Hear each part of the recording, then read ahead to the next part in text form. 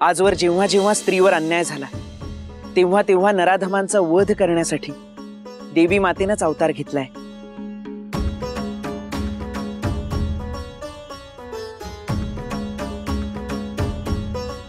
हे गुणवंती,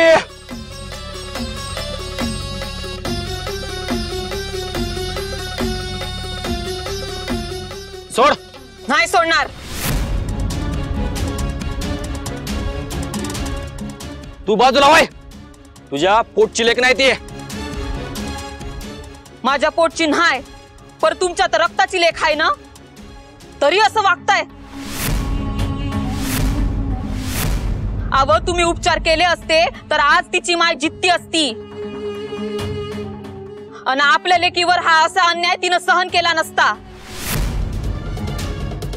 मी अभी नाही सहन करणार। सौताची लेक असून तुम्ही सावत्र पण धावताय, ते हे असं मोल करून, पर म्या ते होऊ देणार नाही। वय वय गुणवंती, आम्ही हाय तुझ्या संग।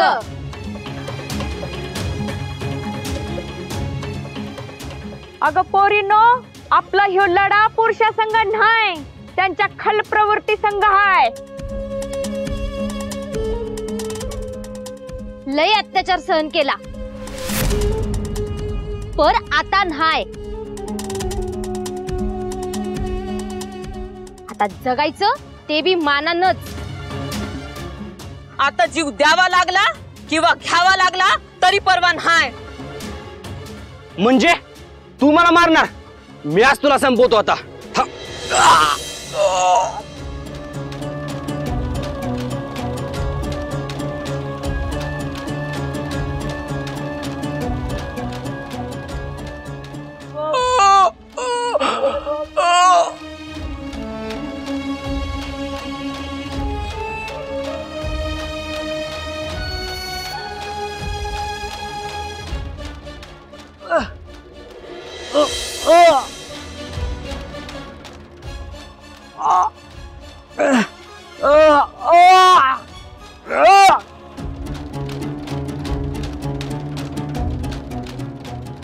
प्रत्येक स्त्रीमध्ये देवीचा अंश असतो। तीच आहे पाषाणासारखी कणखर देवी शैलपुत्री।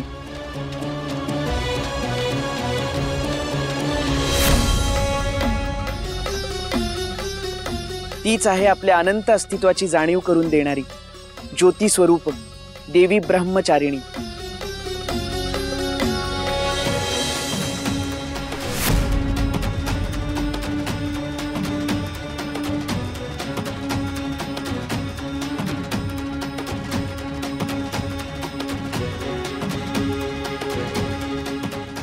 तीच आहे चंद्रकलेप्रमाणे प्रगल्भ होत जाणारी देवी चंद्रघंटा।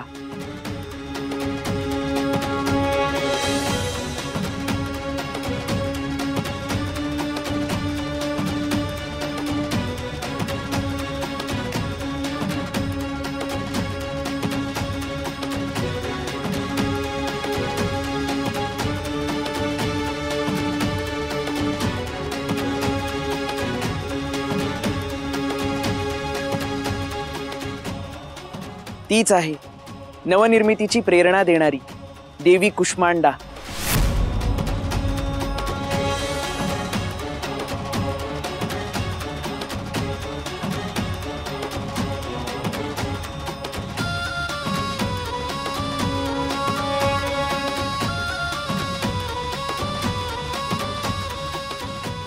तीच आहे शौर्यासवे करुणेचं वरदान देणारी देवी स्कंद माता।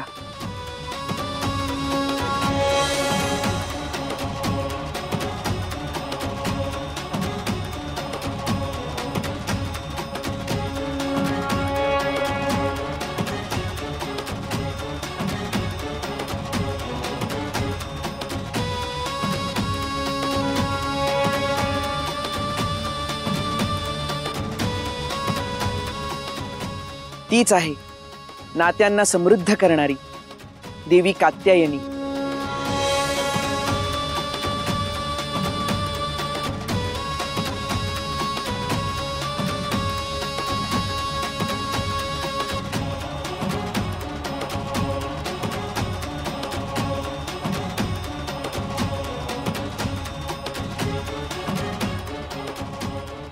तीच आहे या जगीचं कालचक्र चालवणारी देवी कालरात्री.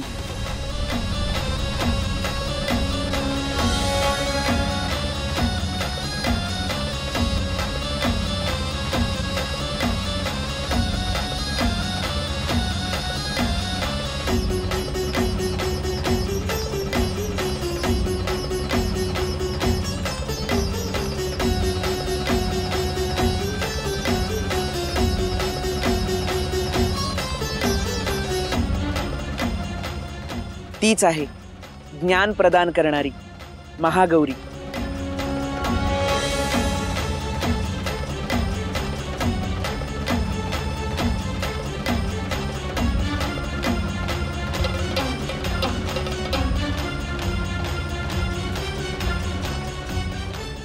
तीच आहे मुक्तीचा मार्ग दाखवणारी देवी सिद्धरात्री.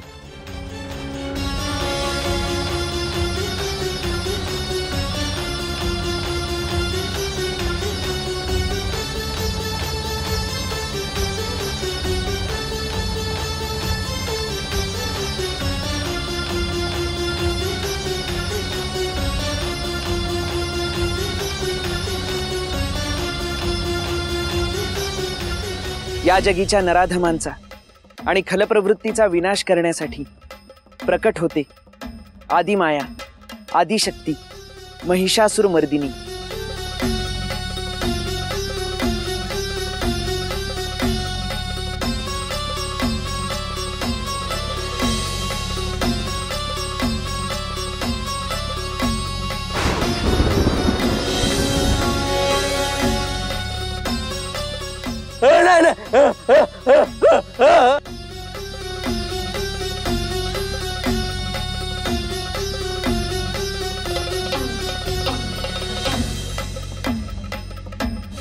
खरंच माझी आई अन्नपूर्णा आहे, देवी आहे.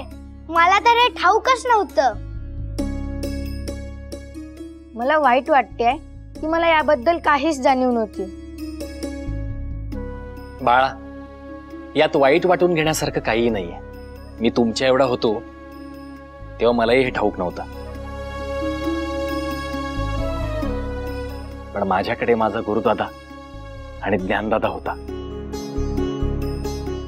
ज्ञानेश्वर आणि निवृत्तीनाथ भाऊ म्हणून लाभणं हे प्रत्येकाच्या भाई नसतं,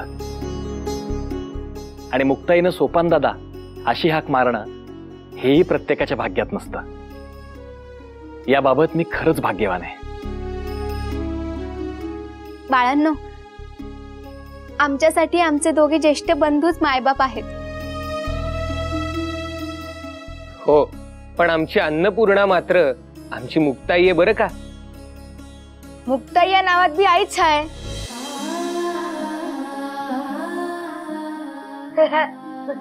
हो, आहेच ती आमची आई, आणि म्हणूनच तिला काहीही अशक्य नाहीये. आणि हेच तुमच्या आईबद्दल किंबहुना इतर कुठल्याही स्त्रीबद्दलचं सत्य आहे. कुठल्याही स्त्रीला काहीही अशक्य नसतं.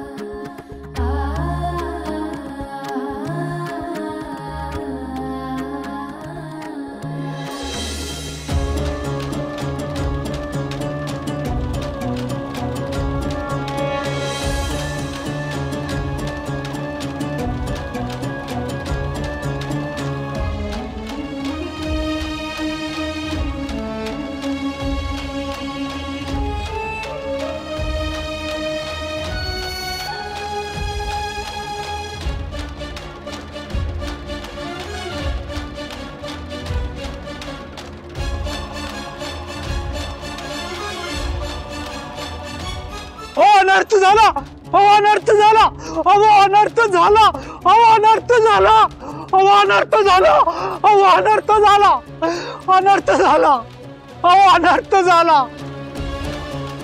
अनर्थ झाला, अनर्थ झाला.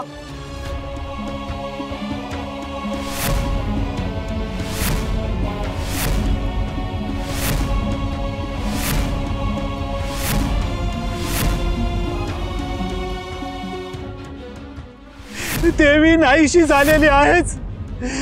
आता देवीचं घर तुळीस मिळायच्या आधी आपण देवीची मूर्ती रावळात आणायला हवी. आता जर आपण काही केलं नाही तर देवी परत येण्याची आशाच संपून जाईल. देवीला रावळात परत आणायचं असेल तर आपल्याला तिला शरण जायला हवं.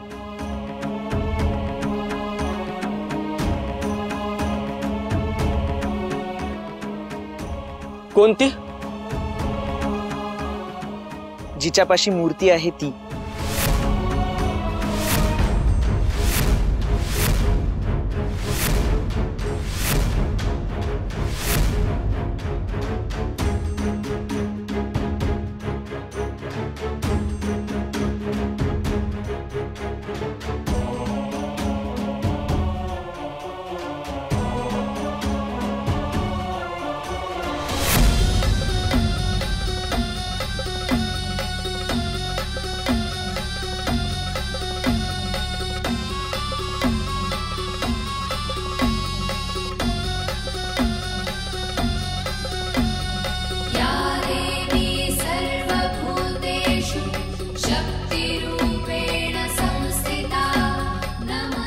देवी मातेपर्यंत पोहोचण्याचा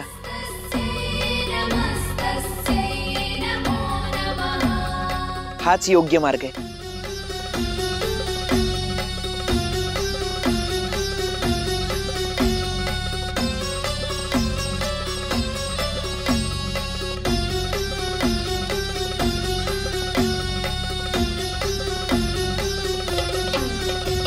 चला.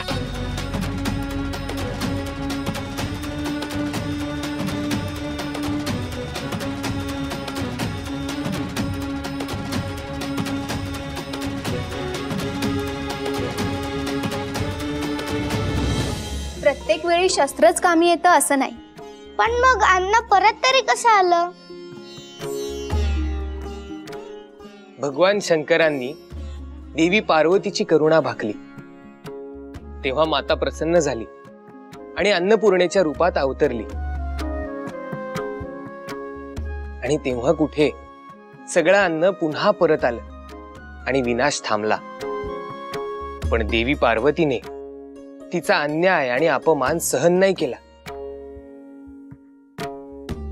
आणि भगवान शंकरांनीही मी पुरुष आहे, मी एका स्त्रीची प्रार्थना का करू असा विचार मनात आणला नाही. बाळांनो, ही गोष्ट हेच सांगते की पुरुषांनी आपला अहंकार बाजूला ठेवायचा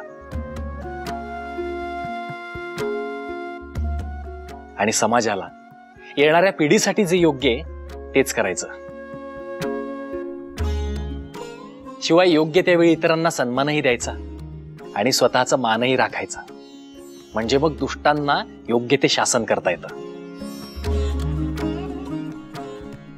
काय मग, आवडली का गोष्ट? हो. पण मुक्ताताई, हे सगळे नराधम त्या काळीत संपले ना. आता असा कोणी बी नाही ना. असे नराधम प्रत्येक काळात जन्म घेत असतात, मात्र त्यांना वेळीच रोखायला हवं. पण मग त्यांना कसं ओळखायचं आणि रोखायचं तरी कसं? बाळा, अशा अरुणासुरांना अनेकदा निसर्गच शासन करतो. अरुणासुर म्हणजे? अरुणासुर नावाचा एक दानव होता. त्याला वर मिळाला होता की तो कुठल्याही द्विपाद किंवा चतुष्पाद प्राण्याकडून पराभूत होणार नाही. द्विपाद आणि चतुष्पाद हे काय असतं? आणि असे प्रश्न वारंवार पडायला हवेत आणि तुम्ही ते अगदी निर्धास्तपणे विचारायलाही हवेत.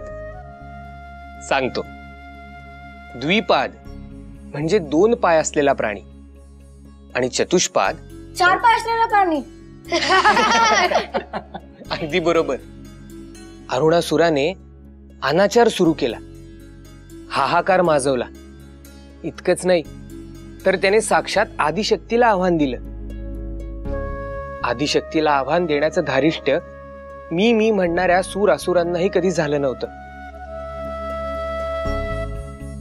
पण अरुणासुराचा अहम आड आला आणि त्याला ही दुर्बुद्धी सुचली त्या दोघांमध्ये तुंबळ युद्ध झालं आणि जे घडायचं ते घडलंच. त्याचा पराभव झाला. काय येते ना ध्यानात?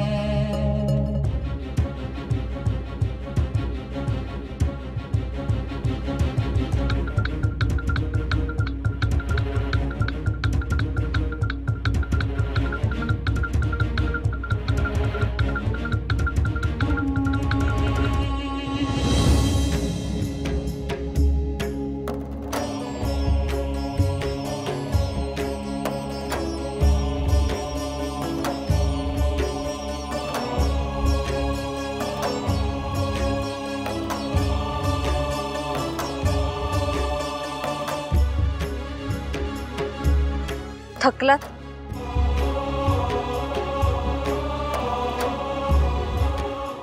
सत्याकडे जाणारी वाट ही नेहमीच थकवणारी असते.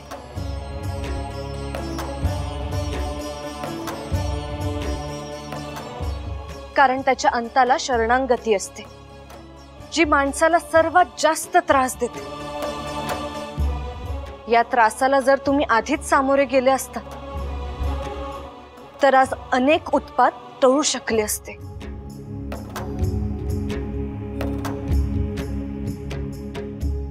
देवी मातेची मूर्ती कुठं आहे? ज्ञाना खरं सांगतोय, माझ्यापाशीच आहे देवी मातेची मूर्ती.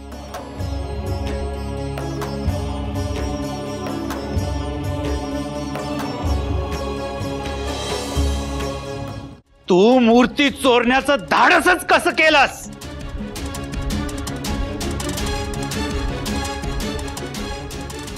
कारण तुमची देवी पूजण्याची पात्रताच नाही.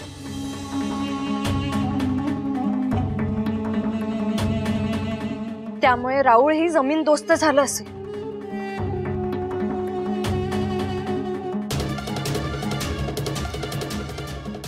ते आमचं देवस्थान आहे. मग त्याचं रक्षण करा.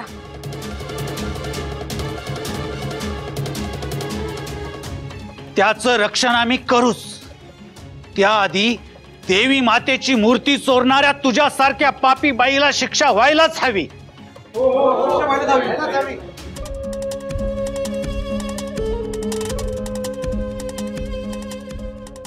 सांग, देवी मातेची मूर्ती कुठे आहे?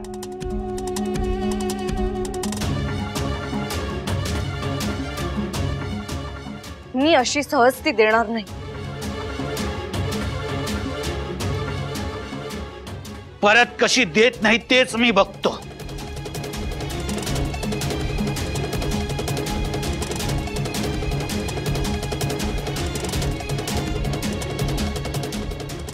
आज तुला मी सोडत नाही.